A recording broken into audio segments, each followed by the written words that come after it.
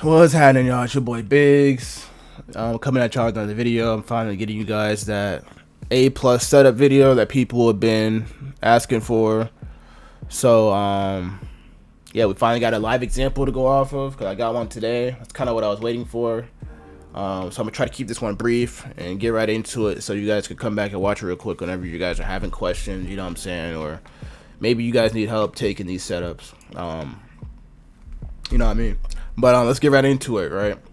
So we have the checklist right here. These are everything I need to see to have an A plus setup, right? Yeah, I need to see at least 6 of these to have A plus setup. I don't need every single one, but if it's not at least 6, it's not A plus. But you guys know I don't wait for A plus setups. I back tested enough to know that, like, you know, A minus, B plus, they all work, especially if you're just taking 1-to-1s like I do. You know what I'm saying? That's one of the reasons why I do that, because it allows me to just get a whole lot of trades, and I usually win. Don't want to jinx myself, but yeah. But let's get right into it. You know what I mean? Here's the signature and price. We can go over real quick. You know what I'm saying? We want to see accumulation. You want to see a sweep of liquidity into a fair value gap, which for this example is just a higher time frame for a 4-hour fair value gap that we are in right now. You feel me? 4-hour fair value gap. Shit, I fucked up. Sweep of liquidity into a fair value gap. You know what I'm saying? And obviously we're in discount of this leg, so we're in discount, so that's beautiful.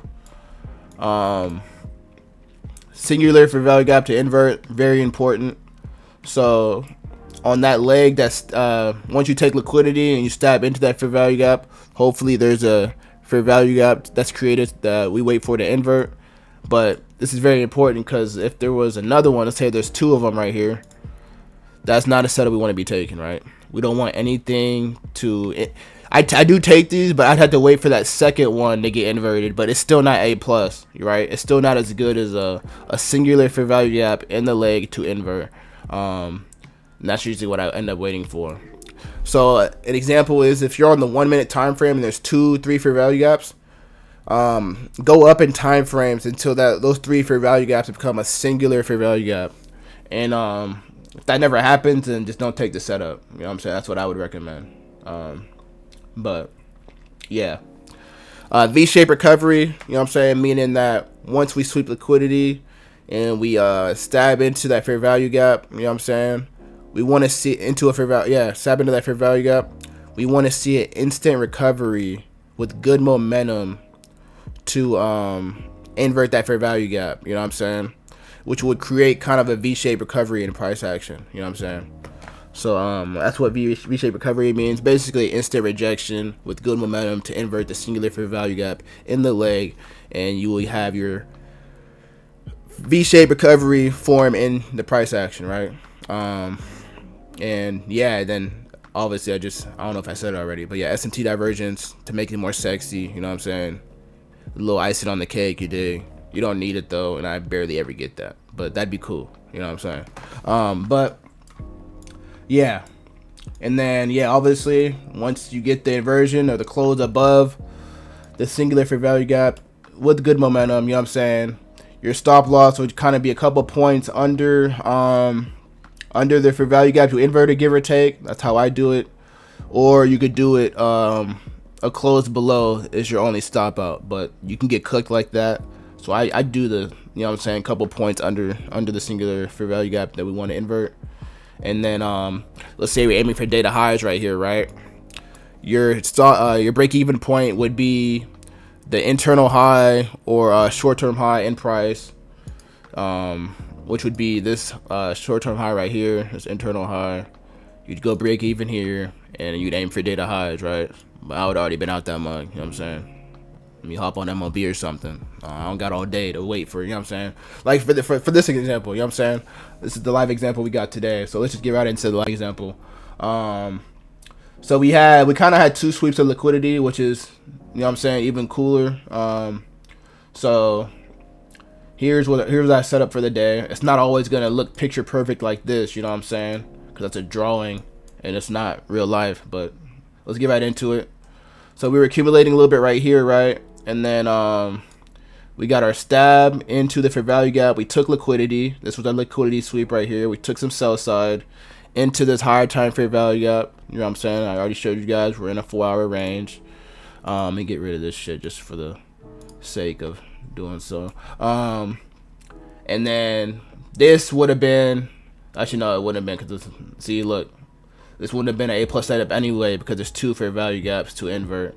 So that's not an A+ setup. So I'm glad we kind of respected this fair value gap, created some sell side right here, and took it again. Now we can create our A+ setup, right? Because we now have a singular fair value gap to invert, which is what we got here. So, you know what I'm saying? We respected this gap, created some more sell side right here, stabbed into the, well, we're already in a fair value gap, higher time frame fair value gap that I anticipated holding on price. So, you know what I'm saying? So you don't always need to see a stab into a fair value gap if we're already in a higher time frame fair value gap that we expect to hold in price. You know what I'm saying? With the clear higher time frame bias. I'm not sure if I already explained that or not, so I'm gonna just say it again. You know what I'm saying? Just in case. But yeah. So, you know what I'm saying? We respected this fair value gap, created some sell side down here, stabbed into it, took the sell side, and now we have a singular fair value gap to invert. You know what I'm saying? And we want to see an instant rejection after that. So boom, we put in one bearish candle, and then instantly inverted this gap, right, with good momentum. So that kind of created the V-shaped recovery. You know what I'm saying? I'm not sure why it fucking did that, but we kind of created that V-shaped recovery. I was a little tired this morning. You know what I mean? I woke up late. Woke up like 10 minutes before the setup, and yeah, I kind of hesitated a little bit. I was like, oh, this is set up? Kind of saw it late, you know what I'm saying? I've been bullshitting, you know what I'm saying? I've been telling y'all, I've been staying up late, waking up late, and didn't notice the setup until a little bit later, you know what I'm saying? But, so I got in on this candle right here after I realized, I was like, oh shit, this is an A+ setup, man. I'm in there, you know what I'm saying? So I got in, I actually ended up getting a better entry because I hesitated and price wicked down a little bit. So I got like a, you know what I'm saying, I got a better entry, but I didn't risk the right amount. I should have risked more. But this was the setup I took today on all my accounts. You know what I'm saying? You could have either got it once we inverted that 3-minute, you could have aimed for this high or data highs way up here. You know what I'm saying? We had news today at 5:30, 8:30 Eastern time. So, you know what I'm saying? You could have aimed for all the way up there. You could aim for this internal high, short-term high. Could aim for this high right here, which is kind of basically what I did, which I got that. But yeah, my take profits are kind of, you know what I'm saying, subjective. Sometimes I take a 1-to-1. Sometimes I wait for a short-term high right here. I just go with momentum. You know what I'm saying? But I know once I kind of get that 1-to-1, I mentally trail my stop to that 1-to-1 and let momentum kind of do what it wants to do, and usually end up taking profit around 1-to-5, 1-to-2 max. You know what I'm saying? You don't need all that. You know what I'm saying? But so yeah, it's a trade I took today on all my accounts. So on my take profits, I made 500 each. You know what I'm saying? I think one made more or less, because yeah, one made like $70 more. So made 500 on each of those accounts, which is cool. And then on these started these today again because I had that payout yesterday, so we're kind of close to the buffer.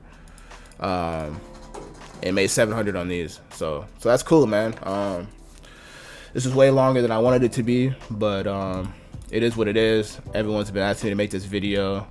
So for the sell model, you know what I'm saying, just it'd be everything but the opposite. You know what I'm saying? It'd be a sell setup. I don't have one for you guys to show you, and I'm not gonna do that because I'm doing too much. I'm tired of shit. I'm gonna hop on the game or something. You know what I'm saying? You guys can just invert it and, you know what I'm saying, take the same checklist, the same thing, but the opposite direction. You know what I mean? But yeah, sorry I'm not as organized, and this video is way too long. You feel me? I was trying to keep it brief, but yeah, this is the video, man. This is my A+ setup that I look for. You know what I'm saying? And hope it helps you guys. But yeah, thanks for tapping in anyway, y'all. I fuck with y'all, man.